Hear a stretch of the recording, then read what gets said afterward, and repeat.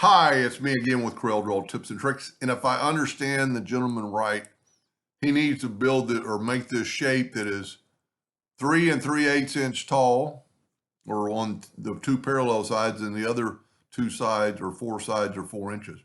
He's trying to do it with the polygon tool, which would be a good start. I've got it set on 6 inches. But we need to make two of the sides 13, and this is probably the long way to do it. I'm gonna do it a second way. This is a good idea, but I don't think it'd be your best. I'm gonna go parallel dimension tool, and you can see I'm 11.27, and I'm gonna change my decimal to another place. Now the parallel dimension tool will stay on that, and we'll grab this and grab a handle and get it to close to that 12. Let me move this over. So we're at 12,347.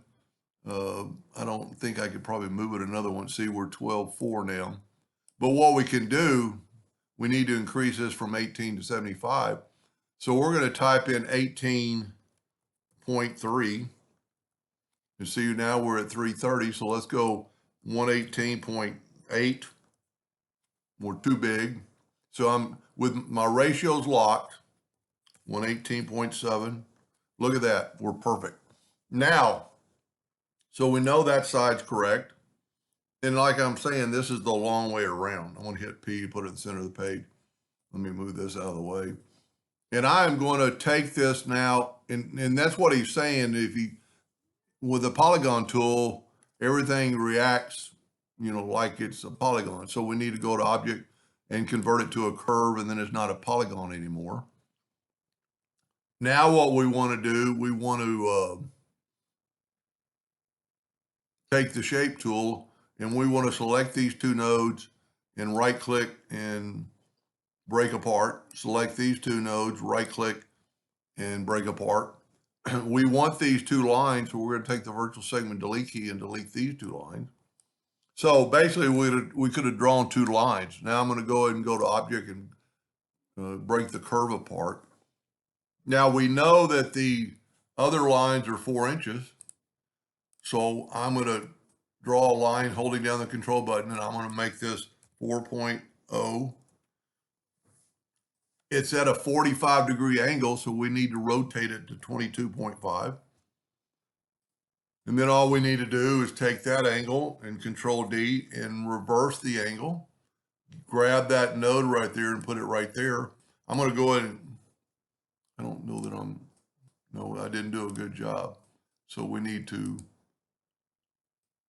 make sure it snaps to that.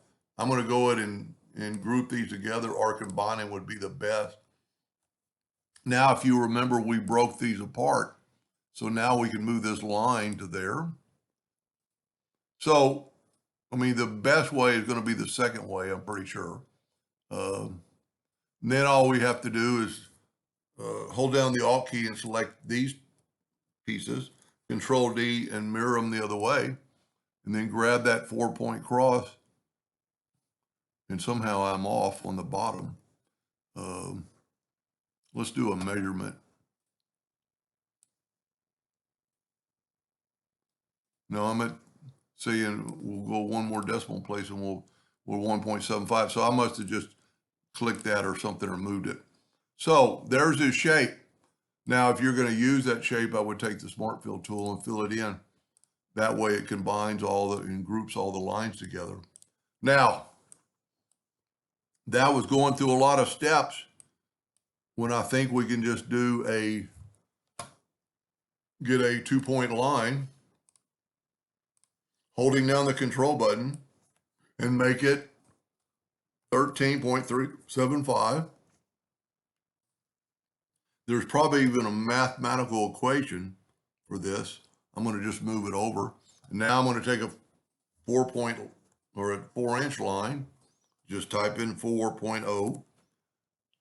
And because that's a 45-degree angle, because it was a 6-sided polygon, we're going to rotate it 22.5, which is half that. We're going to Control D and make a duplicate and mirror it sideways, and then grab that right there. I'm going to go ahead and Control G to group. I'm going to grab that right there, have it snap to there.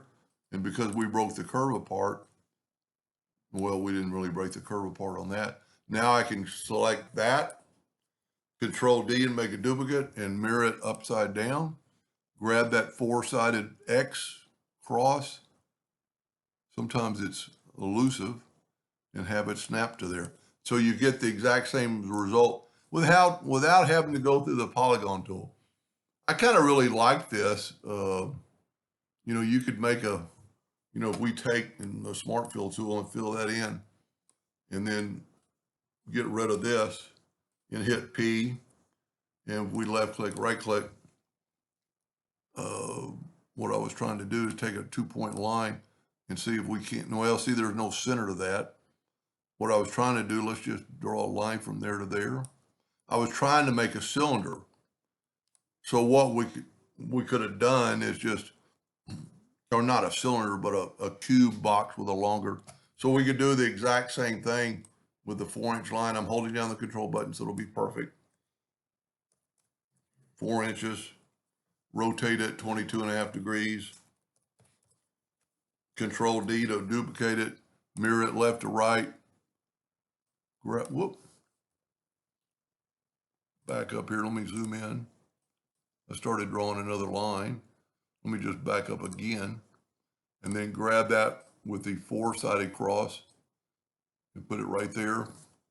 Control G to group it and then flip it around and have it go right there. And if I hadn't drawn that line, it would look like, well, I need that line up down the side. So it's an elongated cube. Anyway, I hope that helped a little bit. Thank you for watching.